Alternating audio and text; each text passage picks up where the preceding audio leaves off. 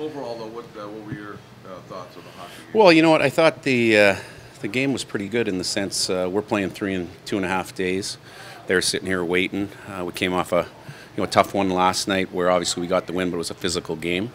And you never know what you're going to get coming out at the start. But to come out of the start of the game, our first 2 periods up, we were happy with that. And the disappointing part is, it's Roman's first game in net, and some of the goals we gave up at the end, that was disappointing just from the standpoint of you got a goaltender that hasn't played, and you need to support him better than that.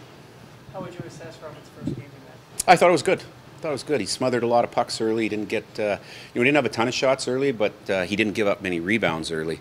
So that played into, obviously face-offs and us getting the puck, being able to go the other way. We had a shortened bench again, obviously with losing Mikko in the the second period. So we had to juggle some guys around, and it is 3-3. I know some of them are tired, but you got to dig in those times. That was my next question. Do you think maybe fatigue had a part of playing in first 3 through the season? Well, it can, for sure. We don't want to use that as an excuse. We're going to have more of them this year, and we've had a lot of overtimes now. We've had a number of overtime losses where we need to learn to play better, not only in the overtime, but when you have leads of being able to shut teams down at that time. Do you know the extent of Mikko's injury? No, I don't. I haven't talked to the trainers yet. Seems the third period has been a bit of a trouble spot in recent weeks. Is that something that you can identify as you can see what the problem is, or is it just a matter of guys? You know what? It started to creep in a little bit in the second period where we weren't getting pucks deep and we were creating our own turnovers.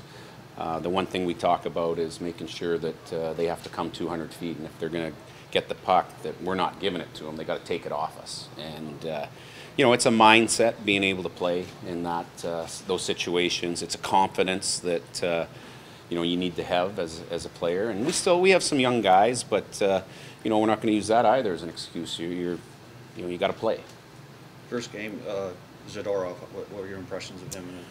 You know what? I thought he was good. Obviously, he got the goal to go up 3-2. He's a big body guy. He hasn't played a lot of hockey. Traveled all yesterday, obviously, but there's a lot of good things there that I see. Colin Smith scored a couple of nice goals this weekend here. How would you say he's playing? Oh, I've been real happy with him. We've had a couple of different guys step up, which we had hoped. Obviously, when we lost Street and Agazino, who were carrying us in that first stretch, then to see Rendeluk, Smith, Hishin last night step up. We're going to need that. You need some depth in the production department, and we're getting it. It's still a work in progress, but they're big points. I think under normal circumstances, you'd be fairly happy with the weekend considering the schedule. But again, when you give up leads, that's the frustrating part.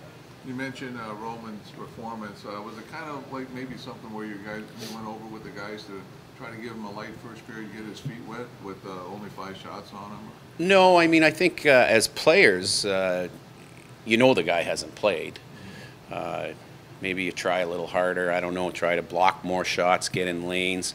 I mean, that was always kind of the mindset of the good teams that I've seen of how they go about it. It's just in the third, we got excited getting up 3-2. And then we went soft in a few areas that you can't at that time of the game.